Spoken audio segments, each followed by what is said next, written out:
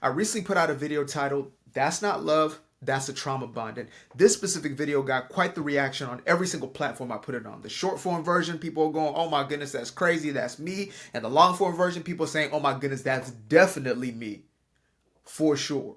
And I believe the reason why I got that type of reaction is because it was a sort of message that all of us can relate to, something that is more than likely going on within our lives without our conscious awareness, or it is something that we're aware of, but we're not willing to fully face. Why are we in the relationships that we are in? Now, the main purpose of this video was not to say, look, you're in a trauma bond, that's too bad, poor you, right? Or it's not to say, well, life's terrible, you're just going to be in that trauma bond forever. The real purpose and intention of that message was to say that in order for us to have the healthiest relationships possible, we must be honest with ourselves. We must be vigilantly aware of why exactly we get into relationship in the first place. And once we start to become aware of why we're in it, then we can start to truly do something different, move different, show up in the world differently, get into our relationship dynamics for very different reasons. And in more cases than not, separate ourselves from those relationships that are not truly productive, that are not cohesive, that are not constructive, but instead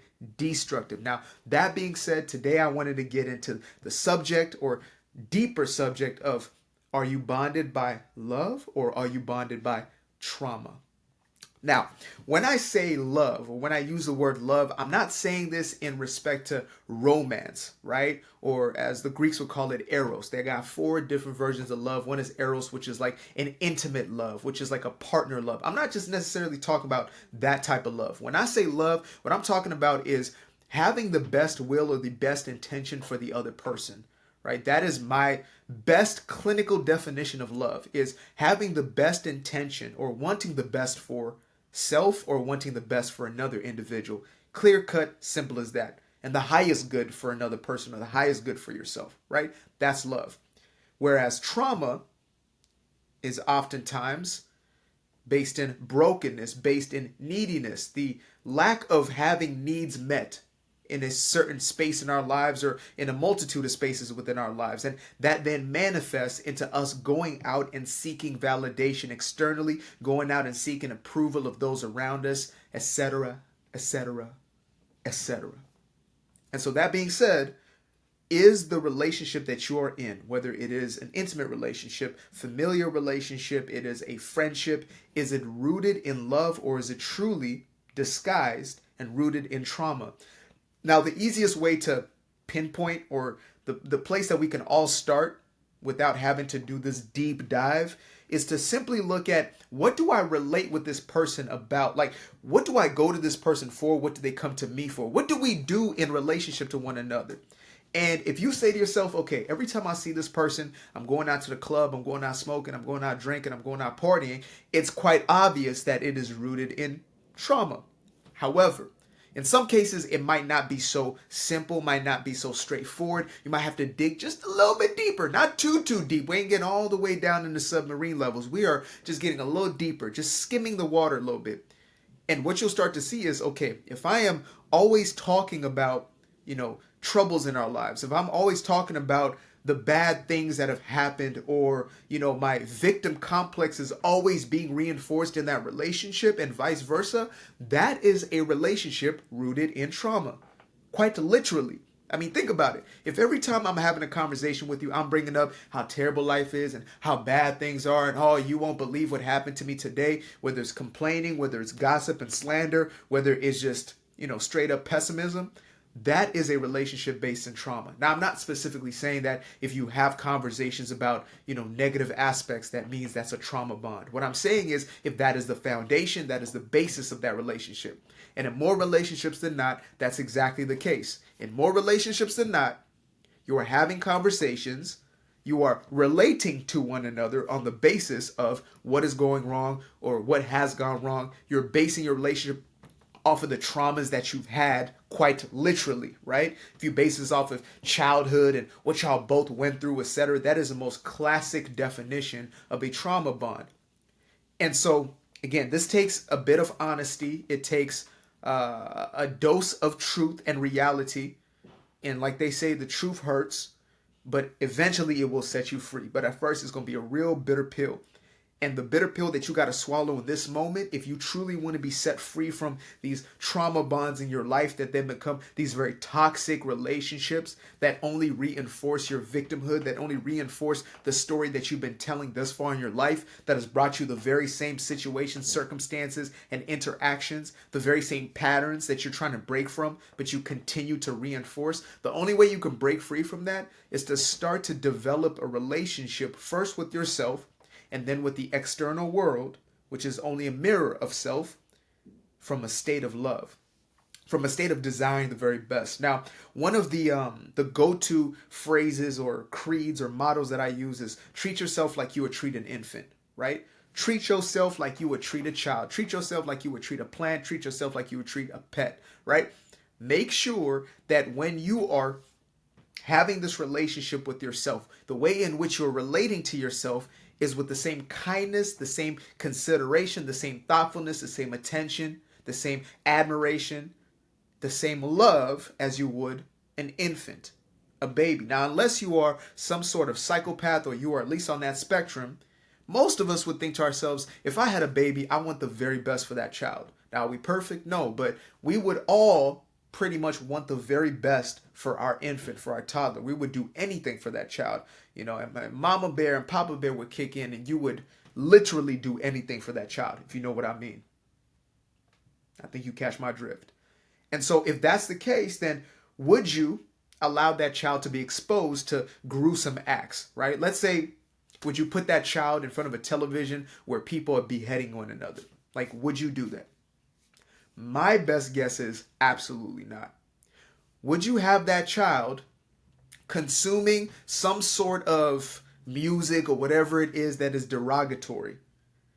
Probably not. Like, again, unless you are one of these, partially narcissistic, psychopathic type of individuals, you will probably keep your own child away from as much of the toxicity as possible. You're not going to bring your baby into a trap house unless something's really wrong with you. You're not going to bring the baby at one of your drug deals or, when you're purchasing some type of heroin or cocaine. Like, you're not going to do that with the child if you have some sort of sense. And so I would say to myself, if you were to treat yourself as you would treat a child, why would you do that to yourself? Why would you involve yourself in situations and circumstances? Why would you place yourself in front of content that is literally degenerative and is taking you 10 steps back just when you took 2 or 3 steps forward? And I ask myself this question. I'm not holier than thou. I'm not greater than most. Like, I'm not a guru or anything of that nature. Though people may call me a guru every now and then. Look, I'm my own guru. I got to be my own guru. But more than anything else, I have to be my own accountability and my own coach. And when I am doing certain things that are not catering towards the highest version of myself, I have to ask myself, why am I treating myself this way? Would I treat a child, would I treat an infant in this way? Absolutely not. I wouldn't be consuming drama channels and, what's the craziest slander that's gone on? What's the craziest serial...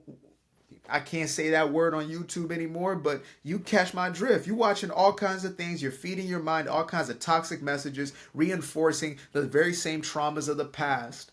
And you wonder why the relationships that you have are rooted in trauma as opposed to love, as opposed to the greatest intention, right? From a very young age, we learn how to love, quote unquote, love conditionally. I will only give you my attention. I will only give you my affection when you do blank. That's the type of love that we learn. And so we start to reinforce that very same type of quote unquote love. I can't even really call it love, but we don't have enough words in the English language to describe it. But in essence, it's manipulation, right? I will only give you my attention when you do these certain behaviors, when you do these certain things, when you display yourself in a certain way, or when you stop certain behaviors. That's the sort of quote unquote love that we have become accustomed to. And so we see that and deem that as love, when in reality, it is toxicity. In reality, it is destructive in nature. It's a conditionality. And so we start to love ourselves in the very same way, conditionally. We beat ourselves up when we believe we're bad, and we reward ourselves sometimes when we believe we're good. And all of those paradigms, all those belief systems are nothing more than beliefs. They're nothing more than messages that have been reiterated over and over and over again, to the point where within ourselves and our entire external experience has now been rooted in those very beliefs. And so in order for us to truly break free from this bondage that is, the traumas of the past, the wounds of the past, any of the stories that have held us down as opposed to empowered us into our true personal power, the only way we make that jump, that quantum leap, is by allowing ourselves, first and foremost, to no longer see value in those trauma bonds, because there's no relationship that we have that's not benefiting us. Even if it is a deeply toxic relationship and you claim to yourself, this is not something I want, I don't want to be in this relationship anymore, I don't want to be with this person. It doesn't matter how many times you tell yourself that. The reason you stay in it is because you believe there is some benefit, even if the benefit is comfort, right? I am comfortable in this situation. The situation is something I understand. It's something that I know and have always known. And therefore, I would rather stay in the comfort that I know, the painful comfort that I know, than whatever is the unknown, whatever's on the other side of that fence. Like there's this old movie called Sandlot. If any of y'all know that, that's where the saying, dang, I'm forgetting it right now. Something about Smalls. Something about Smalls. Something about a s'more and something about Smalls. Anyway, the story is basically these kids are playing baseball over the summer. They're doing their thing, throwing the ball around. All of a sudden, they throw the ball over this fence where allegedly there's this huge, monstrous, beastly dog that's over there. And so the entire movie is essentially these kids getting over their fear to finally jump the fence. And when it actually happens, spoiler alert, by the way, spoiler alert, stop watching right now or skip about 3 minutes past this if you have not watched the movie and you plan on watching the movie. It's a cult classic. Anyway, the kids eventually jump the fence, or one of them jumps the fence and faces this huge beast, and then the beast jumps on him and then starts licking him, and he realizes, man, this ain't a beast at all. This is just, a big old teddy bear dog. This is a big old puppy dog, right? Licking him on the face, all kinds of stuff. So basically what I'm using that story to say is this, is oftentimes the very thing that we fear on the other side of that fence is actually nothing more than, a big old puppy dog. Or in most cases, it's nothing at all. There's nothing that we should ever fear that's on the other side, but we're trained to fear. And so we stay in the pain, in the misery, in the degradation, in the destructiveness that we know.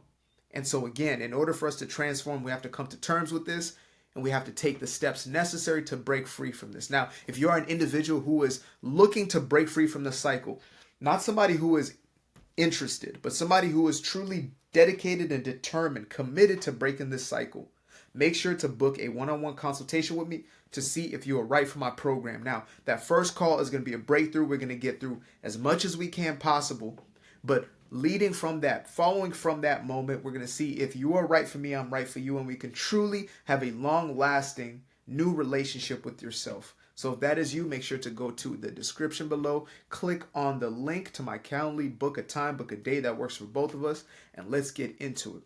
Appreciate you guys for watching. Much love. Peace.